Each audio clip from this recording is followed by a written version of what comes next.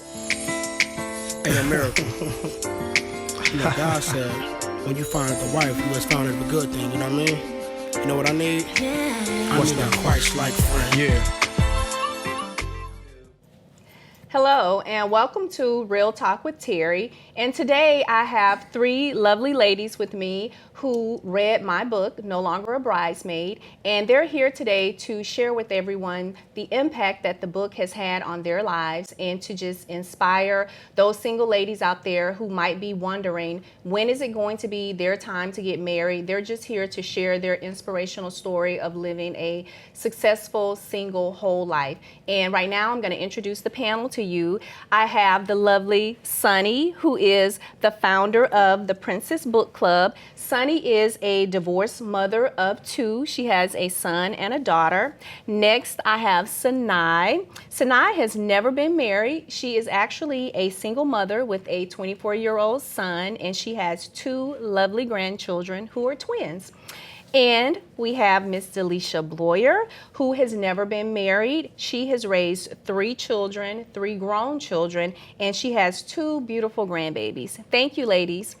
Thank you so much for being here. Thank you for having us. I appreciate you coming out to talk. And first of all, I just want to talk a little bit about the book and what the impact has had on you as a single woman in today's society. And my first question is, which personality in the book most or closely describes you? I talk about 7 single lady personalities. So I'd like to hear from each lady and just kind of know which one of the personalities do you feel like most closely describes you? And that can be in the past, up until now, or you right now. And we'll start with you, Sunny. Which personality? I was really flirtatious, and now I'm much more reserved. Okay. So do you feel like that is more the career woman or the professional student, or which personality in the book do you feel resonates more with where you are right now? Career woman. Career woman. So Indeed. You focus a lot on your career versus Very much driven, yes. trying to focus on a relationship. Indeed. And then what about you, Sanai? I think it has to be the single. The single parent? Parent. Got it. Okay, because you have a son and you were primarily a single parent. Right, yeah. And how has that affected your dating life or your desire to even want to date being a single It's weird parent? reading that chapter. I started giggling because everything that you said in that particular chapter was so true. Right. You put your kids first. You don't let nothing come between you and your kid. And if that person's not where you need them to be, you kick them out the door. Right. So it's one of those. As I lived till this day, is where, because I have the grandbabies now, it's like now my standards are even higher. Right. And it's just, you have to do what you have to do. Family comes first. Exactly. Got it. Okay. And what about you, Delisha? Which personality do you feel most describes you? It can be in the past, up to now, or right now. I actually feel that I kind of don't fit into one of those categories altogether. There's probably 3 different ones that I could see pieces of myself. Okay. That would be the career woman, the single parent, Right. for obvious reasons, and definitely a little bit of the daddy's little girl as well. Right. I was very close to my dad, and actually in a little bit different from the way you wrote it in the book. I can absolutely appreciate. The part that's a little different for me is I was actually able to look at it from 2 different ways. So I could see pieces of my dad that I would love to have in a man, and then pieces that I thought I would avoid that as well. Right, absolutely. That's a great point. So you saw things that weren't so edifying that you said, okay, you know what, I don't per se like this quality, so I know for a fact I don't want that quality in a mate. That's great. Correct. Okay. And do you ladies have a list? You know, we all as single women, we had a list. Everybody. I know I had a list, and the more I felt like I grew spiritually, the longer my list became. You know, you kind of start out with the basic stuff. You know, for me, I'm a Christian, so I would always be like, you know, he has to be a Christian, you know, has a job and honest and trustworthy and loyal and, you know, athletic, and you want all these qualities. And it comes to a point where it's like, you know what? my list needs to mature. You know, as you mature, I really feel like your list matures. But I want to hear from you ladies. So you all kind of laughed and shook your head like, yeah, we have a list. Okay, I'll start with you, Sanai. What are some things that are on your list? Well, like you said, as you get older, mature, your list prior to me maturing, it was long. It was like, has to be tall, has to be athletic, has to have a car, has money, and has a house, no kids. And it just got longer and longer. Right. Has to be nicely built, and you start looking, I was like, well, that's superficial. Exactly. You know? And then it's like, and as I got older, well, I should say matured, it was like, okay, you know what? He has to have a job, needs to have a car. If he has kids, he better be taking care of his kids. Exactly. And one thing, you have to be church going. Exactly. And so if I have that foundation next to loyalty, communication, honesty, it's all part of it. But those are the 4 or 5 criteria that I said it needs to be first and foremost. Got it. Because right now in this day and age, as I get older, the men is getting a little slimmer. Kind of the pickings, slim pickings. So it's one of those like, okay, you can't be that picky, because I was going to leave it as, you know, job, no kids. And I was like, no, let me shuffle that off to the side.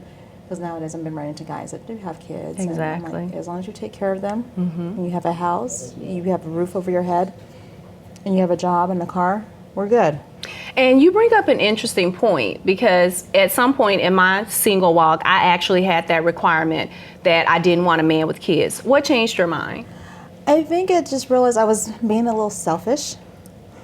You know, and everyone was like, you know, my cousin, she's married. She just got married maybe 2009. And she's like, Sanai, you're getting older. You're not back in your 20s no more. Right. Like most men are going to have kids. You're going up with these youngsters. So and I know you don't want anyone 9 years younger than you or 10 years. You know, you want roughly around your age, maybe 2 or 3 years older.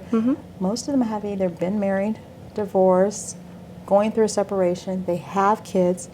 You're going to be a part of a blended family. So start thinking in that. Right, kind of accept it. Accept it, right. And so it's you first and then the kids. If they see that you put your family first, you're going to be able to get a man that's going to respect that. Exactly. And is going to honor that. Okay. Because most men, well, I would say that has kids, they want to make sure that you're good with your kids. Exactly. You know? Got it. So- Okay. And what about you, Delisha? What are some things that are on your list? You know, ironically, I've never really been a person that had a list of major items that I look for. I believe everybody has a list to some degree. Exactly. It's never been a solid. And I think it's pretty much the same today as it was when I was in my 20s. I'm an absolute lover of the human race. I just adore people. So I just have to have someone that is respectful of people. Right. Definitely respectful of me, number one. And the number one thing for me, a man has to have respect for his mother. Right. If he doesn't respect his mother, he won't respect you. Amen. That was And a big I am one for an me. absolute believer in that. So outside of that, it just has to be, well, definitely something I have to add to that is my children have to like them. Right. And I've always believed that children and animals are the best judges of character, right? I truly believe that. I truly So if your agree. children like them, then they're good. Exactly. Yeah. And you brought up something that I don't think enough women really pay attention to, and that was big for me. You said the relationship that he has with his mother. That is major. Yes. You really need to observe how a man treats his mother, the kind of relationship he has with her. Because my thing is, no man is going to treat you better than he treats his own mom, the person that brought him into the world. So if he doesn't respect her, he probably won't respect you. So I think that's something that not enough women really pay attention to, is what kind of relationship does this guy have with his mom? So you brought up a good point, because that was one of my big ones as well. And I don't think a lot of people really pay that much attention, but we should, as women, really pay that attention. Sonny, what about you? What I about like your list? them just like I like my coffee. Strong, black, and hot. Okay. You all are playing. Well, say that. Okay. Honestly, I do. I love men that are tall and very, very dark. Like they say, the darker the berry, the sweeter the juice. You know, the darker the meat, the deeper the root. Okay. So, and that is what I'm physically attracted to. I can't shy away from that. It's the truth. In addition to that, I do want him to love God. If he doesn't love God, he can't love me. Of course, right. So, but yeah, I'm going to be honest. I do like dark-skinned men, and I am attracted to them. Interesting. Now, it's kind of interesting that you mentioned a physical characteristic, because I always say, you know, what about those internal things? Because a lot of times I had physical characteristics as well. Like, you know, I want him to be tall and athletic and this and that.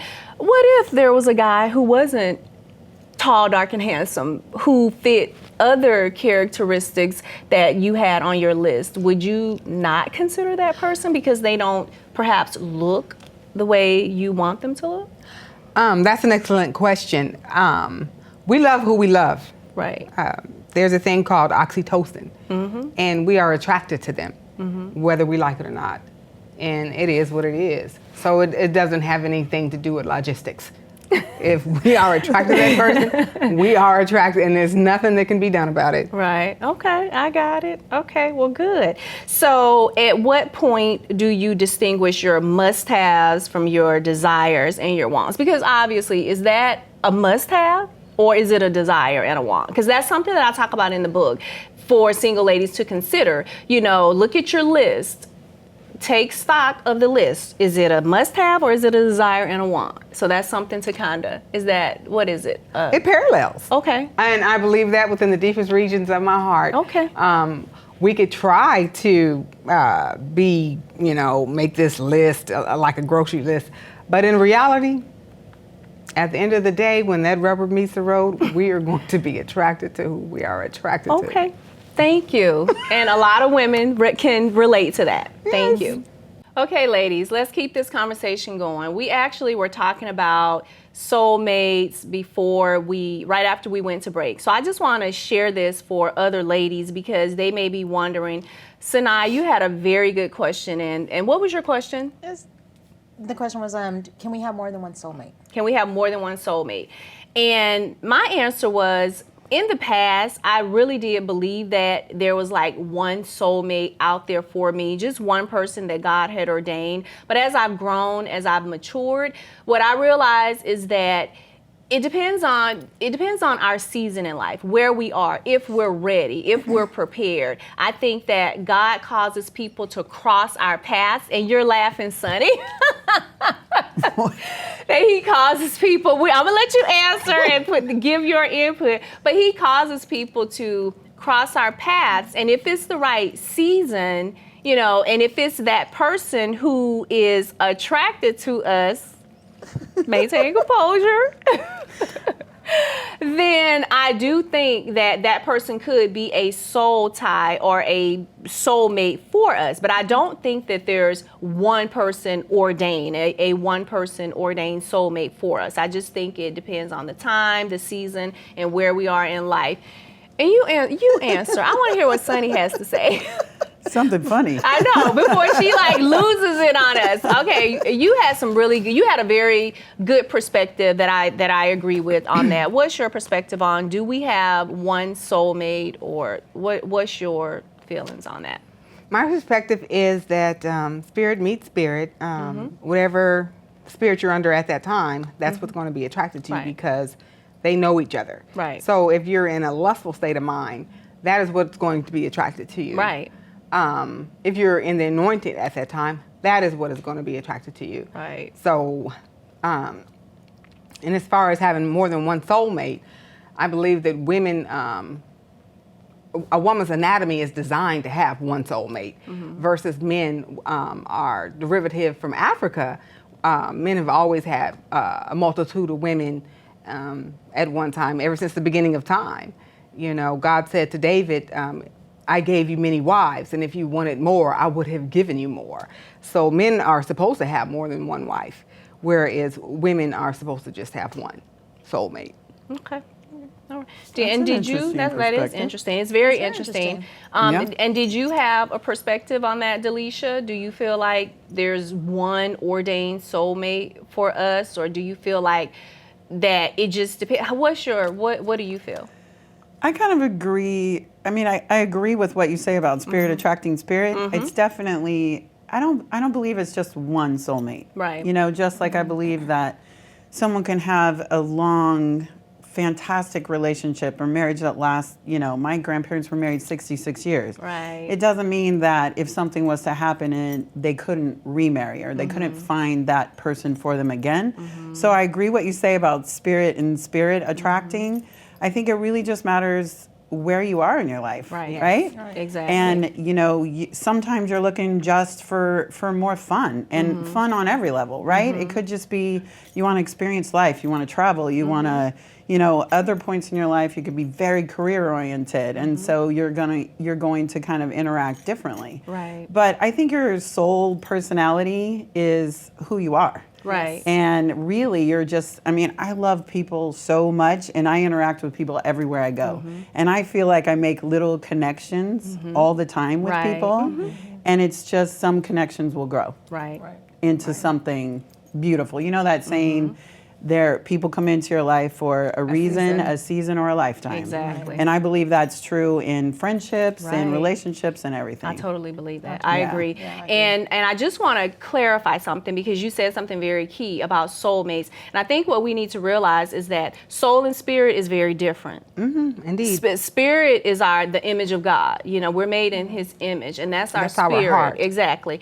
Our soul is more of our earthly realm. That's our brain. feelings. Exactly. And like you said, as far as our soulish realm, there are people that we will come across that have similar likes that we're attracted to, and that was the primary reason why I said I don't feel like there's just like the one person who is a soulmate. I feel like not anybody, but anyone who meets those desires or goals that we are attracted to, if it's the right season, tying into exactly what Sunny said. If your spirit is aligned, then your souls can match up and you can be one. I think you wanted to say something, Sanai. I think everything you're saying is true, and for the women out there, for the single women out there that are looking and searching, don't look, don't search. Exactly. It's not our job. It's going to happen when it happens. Once again, it's the season. And so, just cleanse yourself. Purge Exactly. yourself. Get rid of your past. Your past is your past. The present is the present. Exactly. Look forward to the future. Exactly. Yes. And you brought up something very key, the whole don't look. Because there's so many women out there like, where do I need to go? I need to be looking over here, looking over there. It's not our job to look. Right. By It says nature. when a man findeth Right. a wife, he findeth a good good thing. thing. So he is the one that's supposed to He's look for the us. one that's supposed to be looking. And what we're supposed to be doing is, like you said, purging and preparing ourselves so that the man that we desire will notice us. And one thing that I always say is you have to look in the mirror at who we are as women, because we attract what we are, not what we want. Exactly. And not enough women realize that. They're like, why do I always attract the same kind of man? I attract the dogs and the cheaters and the this and the that and and the broke man. And that answers the age-old question: why do good girls like bad boys? Exactly. Because if you're bad, it makes me real good. So women tend to like to be victims and to be good. So they're attracted to the thugs and things of that nature because when you put the two together, it makes them look good. Well, no, it doesn't. Right. It's just going to bring you down. It brings you down. It is You see interesting. Whitney and Bobby, perfect example. Yeah, but I don't like that Come on, example. she wasn't all that good to Right. begin with. Right. It's like, I don't really like that example, but it's all good. I get your point. Yes. It's all good. Did you want to say something, Delisha? I thought you wanted to say something. It's funny because as I'm listening to you guys talk, I agree with what you're saying. I absolutely agree with that. First of all, I just have to say, I think it's funny the choice of word you use, deposit. I just think that's great. I'm like, oh, okay. But it's funny because for me, this is where I'm different, I think, than most average women.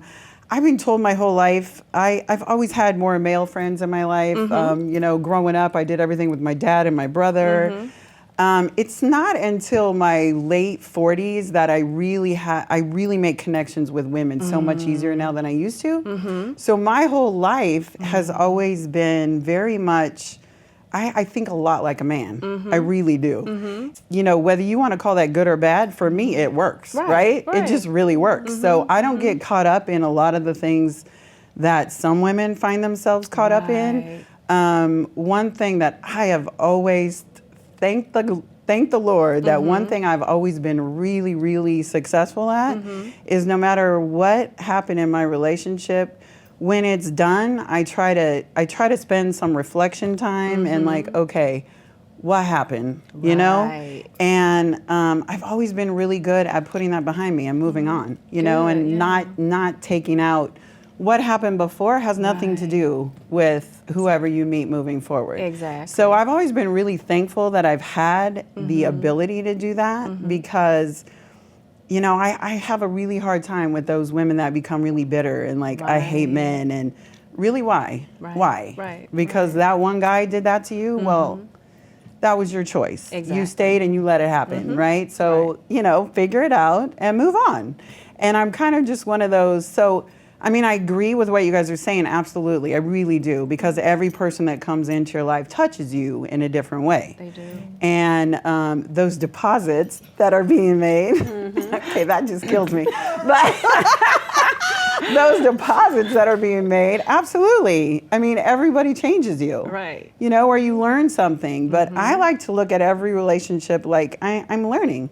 I'm learning about myself from that person, and I'm learning a little bit more about people in general. So You actually brought up a good point, something that there's a lot of debate on. You said you've always been friends with guys, and that's interesting because some people feel like, can you, and I guess you mean platonic. You've been platonic friends with guys. Some people feel like guys and girls really can't be friends because really the guy just wants something from them. Can you address that? Do you really think that girls and guys, because I take it every guy that you've been friends with, you haven't necessarily had a relationship with them.